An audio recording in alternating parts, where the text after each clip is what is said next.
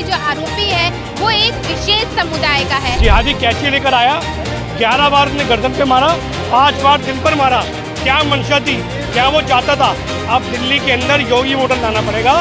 इनको मार दिया, माधव जी को, पहले तरुण को मार दिया, सीआर पार्क में दो को मार दिया, बाप बेटों को, अशोक बिहार में मार दिया, वजीरपुर इंडस्ट्रियल में।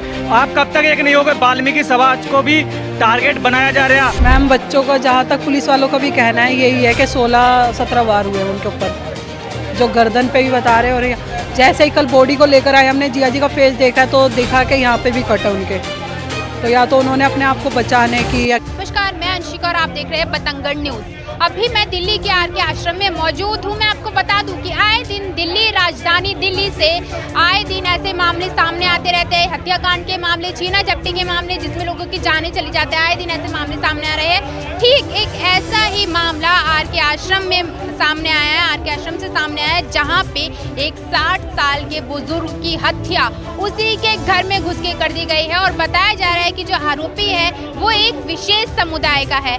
इसके बाद हिंदू विश्व परिषद के लोग और परिजन यहाँ पे मौजूद है, उनके मन में आक्रोश है और वो इंसाफ की गुहार लगा रहे हैं। सर, यहाँ पे आर के आश्रम में किस लिए इतनी ज्यादा भीड़ मौजूद है, पूरा मामला क्या है? देखिए, मामला जानने के लिए आपको होली पे दोबारा जाना पड़ेगा, तरुण हत्याकांड में। अभी तरुण की हत्या का जो रंग है वो फीका नहीं हुआ। उसके बाद एक के बाद एक दिल्ली के अंदर हत्याओं का सिलसिला जारी है। जिस दिन तरुण की हत्या हुई उसी दिन दिल्ली के प्रहलादपुर में एक हत्या हुई, उसके बाद ही अशोक विहार में एक हत्या हुई। अभी 3 दिन पहले सीआर पार्क के अंदर, तारा अपार्टमेंट के अंदर 2.5 मर्डर हुआ। दोनों बाप बेटों को मार दिया गया घर में घुस के। और अब यहाँ पर जिहादी कैची लेकर आया, 11 बार उसने गर्दन पे मारा, 5 बार दिल पर मारा। क्या मंशा थी, क्या वो चाहता था? अब दिल्ली के अंदर योगी मॉडल लाना पड़ेगा, दिल्ली में गाड़ी पलटानी पड़ेगी, दिल्ली में घरों को जमींदोज करना पड़ेगा, तब जाके यहाँ पर लॉ एंड ऑर्डर कंट्रोल होगा। घर के अंदर आके उसने इस तरह की वारदात को अंजाम दिया। कुछ सेकुलर हिंदू भाईचारे की बात करते हैं तो भाई तो चारा बना के निकल लेते हैं, तो वो भाई था चारा बना के निकल लिया। पर हमें दुख है कि हमारे वाल्मीकि समाज के माधव जी की जो बुजुर्ग थे उनकी हत्या हुई है, निर्मम हत्या हुई है, निष्कंस हत्या हुई है, बर्बरता से हत्या हुई है।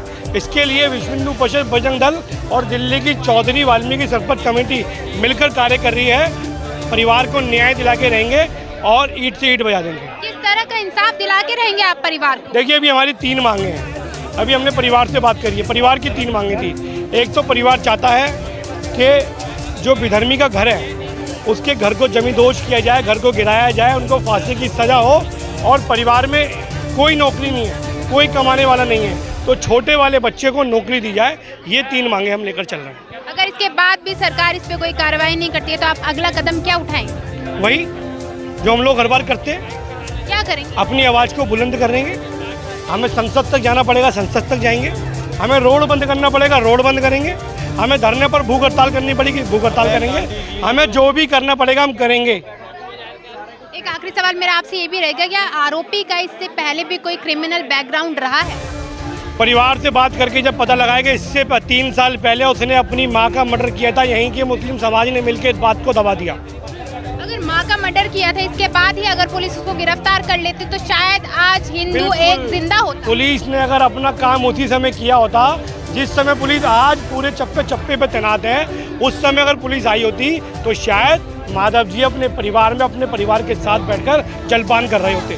पुलिस की भी कहीं ना कहीं यहाँ पे चूक नजर आ रही है। पुलिस की चूक तो है ही। अब दिल्ली के अंदर एक के बाद एक जो मर्डर हो रहे हैं, आप उसको किसकी गलती मानते हो? मैं मानता हूँ पुलिस की गलती है। पुलिस की गलती है, शासन की गलती है, प्रशासन की गलती है, और जो भाईचारा रखने वाले हैं ना, उनकी सबसे बड़ी गलती है। जिस तरह की मानसिकता होने के बाद एक अल्पसंख्यक समुदाय के लोग आए दिन हत्या करते रहते, अपराध करते रहते, तो उनकी मानसिकता कैसे सुधारी जाए, उनके दिल में डर कैसे बिठाएं? थोड़ा हमें सुधार करना पड़ेगा। अल्पसंख्यक, अगर आज हम इस कॉलोनी की बात करें तो इस कॉलोनी में सिर्फ 20 परिवार हिंदुओं के हैं और 150 परिवार यहाँ पर मुस्लिमों के हैं। तो इस कॉलोनी पर अल्पसंख्यक कौन हुआ? हिंदू अल्पसंख्यक हुआ इस कॉलोनी में, मुस्लिम अल्पसंख्यक नहीं है इस कॉलोनी में। इसके मन में डर कैसे बिठाया जाए, ये भी तो आपसे सवाल मैं पूछ रही हूँ। बिल्कुल, आज यूपी में डर है ना, वहाँ गाड़ियाँ पलटाई गई थी, वहाँ घर जमींदोज किए गए थे, सरकारी उनकी जो घर की संपत्ति थी उसको जब्त किया गया था। यहाँ भी ऐसे करना पड़ेगा। हमें यहाँ पर योगी मॉडल चाहिए, हमें यहाँ पर असम का मॉडल चाहिए, हेमंत बिश्व शर्मा की तरह चाहिए, योगी जी की तरह चाहिए दिल्ली का चीफ मिनिस्टर। डर तो बैठा ही हुआ, परिवार की हालत आप देख ही रहे होंगे, डर तो पूरा बैठा हुआ है। और डर तभी निकलेगा जब हमारी एकता बनेगी, एकता से ही दुश्मन डरेगा। किसी सरकार के ऊपर मत रहो, किसी प्रशासन के ऊपर मत रहो, अपनी एकता खुद बनाकर रखो और लल्लू मत बनो। लल्लू बनने का मतलब ये है कोई भी आपकी गलियों में सामान बेचने आ रहा, आप सामान ले लेते हो, आप देखते हो कभी ये कौन आ रहा है, वो आपके घर की रेकी करके जाता है, आपके बच्चों की रेकी करके जाता है। आपको इस चीज़ पे ध्यान देना पड़ेगा जब भी आप बच पाओगे, नहीं तो जिहादियों की संख्या धीरे धीरे बढ़ती जा रही है। जैसे कि नारी शक्ति बिल संसद में फेल हो गया, ऐसे ही एक दिन हिंदू फेल हो जाएगा पूरे तरीके से। अब भाई इनको मार दिया, माधव जी को, पहले तरुण को मार दिया, सीआर पार्क में दो को मार दिया, बाप बेटों को, अशोक बिहार में मार दिया, वजीरपुर इंडस्ट्री एरिया में। आप कब तक एक नहीं होगे? वाल्मीकि समाज को भी टारगेट बनाया जा रहा, उनको तो इनके पैर धोकर छूने चाहिए, पीने चाहिए पानी से, क्योंकि बहन जो ये तुम्हारे घर की आगे सफाई भी करते हैं, सारा कुछ करते हैं। ये हमारे लिए तो पूजने हैं, ये पूजने हैं। हम तो इनको बहुत कुछ मानते हैं, जो तुम इनको ही मार रहे हो, ऐसा क्यों कर रहे हो? कभी किसी को मार दे तो तरुण भी दलित समाज से आता था, हमारे भाई को मार दिया दलित समाज से, किस किस को नहीं मार रहे? कभी ब्राह्मणों को मार रहे हो, कभी कुछ कर रहे हो। ब्राह्मणों की लड़कियों से लव जिहाद चल रहा, लव जिहाद से हमारी बहन बेटी फंस जाती हैं। कहते हैं हिंदुओं की लड़की तो पागल हो रही हैं, वो पागल हो रही हैं, वो तो पगली हैं, वो तो गू खाने लगी हैं। लेकिन जो हमारी नाबालिग बहन बेटी हैं, छोटी छोटी बच्ची हैं, उनके साथ लव जिहाद कर रहे हैं। जिहादी आते हैं इंस्टाग्राम पे, आईडी बनाते हैं, आईडी में लिखा होता है शुभम राइडर, और आईडी निकलती है, उसका नाम जो असली होता है अरबाज होता है, जो बिहार से लड़की को भी लेकर आ गया था, उसको भी बचाया था। तो मैं तो यही कहता हूँ, सब जागरूक हो जाओ। जब तक हम जागरूक नहीं होंगे हम नहीं बच पाएंगे। जिहादी कोई किसी को नहीं छोड़ेगा, जिसने कुरान नहीं पढ़ी उनके लिए जाहिल है, जो मस्जिद में नहीं गया वो जाहिल है, और जाहिलों को वो कभी नहीं छोड़ेंगे। भाईचारा करना बंद कर दो। सेकुलर जो हिंदू होते हैं ना, वो कहते हैं नहीं ऐसे मुसलमान नहीं होते, ये ऐसा नहीं होता, वो ऐसा नहीं होता। तो मैं तो ये कह रहा हूँ, जिहादी और कट्टरपंथी अब्दुल शरीफ नवाज यही क्यों मिलते हैं? कोई विनय, कोई राजकुमार, कोई ऐसा क्यों नहीं मिलता? किसी ने करा है किसी का मर्डर हिंदू ने, जो ये मुसलमान करते हैं? क्यों करते हो भाई? तुम्हारे घर से कोई खा रहा है, तुम्हारा लेके देना है किसी ने? मैम आपसे मैं सबसे पहले यही पूछना चाहूँगी, क्या आप जिनकी हत्या हुई है उनकी कोई परिजन है?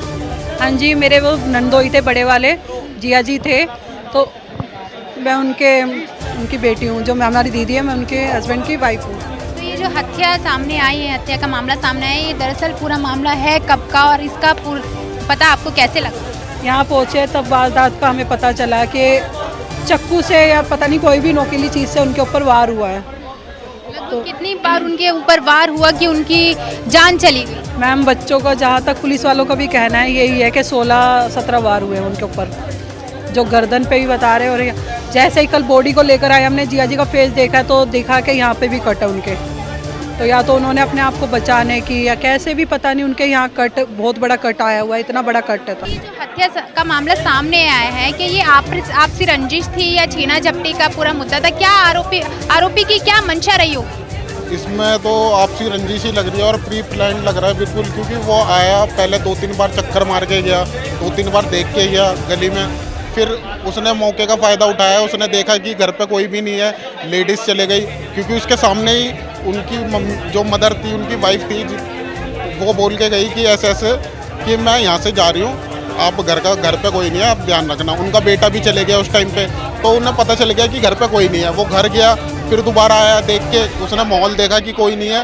सारे जा चुके हैं, तो उसने चुपचाप आके ऐसा कर दिया। तो घर पे आरोपी का आना जाना लगा रहता? हाँ जी, उनके साथ खाना बैठना, उनकी, क्योंकि अंकल ऐसे थे कि सबकी मदद करना, सबको बिठा लेना अपने साथ कि तुम बैठो, कोई मतलब आपसी मतभेद नहीं था कि ये मुस्लिम है, ये हिंदू है, मतलब सब हम एक दूसरे के साथ खाना पीना, जब भी तो वो अंदर घुस के वार कर गया, और न ऐसा कोई भी नहीं था जो वार कर सके। घर में घुस के उसकी इतनी ज़्यादा हिम्मत होगी कि घर में घुस के उसने हत्या को अंजाम दिया। साथ ही साथ हमने सुनने को ये भी मिला है कि छीना झपटी, मतलब जो सोने की चेन वगैरह थी वो भी छीन के ले गया, चोरी करके ले गया। इसमें क्या सच्चाई है? अंकल की हाथ में 3 सोने की अंगूठियाँ थी, सोने की चेन थी, सोने का लॉकेट था, उसमें 7-8 लाख रुपए की चेन थी, और कैश था उनकी जेब में 30-40 हज़ार रुपये कैश था। तो कैश ले गया, चेन ले गया, अंगूठियाँ ले गया, लॉकेट था जिस पर भोले बाबा का वो बनी हुई थी, तो वो लॉकेट उनके पास वो रख गया। कहीं ना कहीं ये हत्या शायद चोरी के इरादे से भी की गई है कि पैसों के इरादे से भी की गई है। अगर चोरी के इरादे से की गई होती तो वो लॉकेट वापस नहीं रख के जाता और कुछ आधा कैश भी छोड़ के गया। अच्छा, कैश छोड़ के गए, लॉकेट भी रख के गए। हाँ, लॉकेट भी रख के गया, आधा कैश भी रख के गया, बाकी चेन ले गया, अंगूठी ले गया और उसमें से आधा कैश ले गया। तो इससे साफ होता है कि चोरी का कोई इरादा नहीं था, मनसा थी कि हत्या करनी है। करनी है। अगर हत्या नहीं करनी होती तो वो 3-4 बारी पहले देख के नहीं जाता। अगर चोरी ही करनी होती तो अंकल हमेशा अकेले रहते हैं ऊपर, उनके घर पे मतलब ऊपर वो ऊपर वाले रूम में रहते हैं, उनकी फैमिली नीचे रहती है, तो वो कभी भी आके कुछ भी कर सकता था क्योंकि वो कभी भी आता है जाता है, उनके घर में आता रहता था। आरोपियों को गिरफ्तार किया गया नहीं, और इस हत्या में कितने लोग शामिल थे? आरोपी को तो गिरफ्तार कर लिया गया, उनके साथ बस एक ही बंदा था, उनकी वाइफ थी।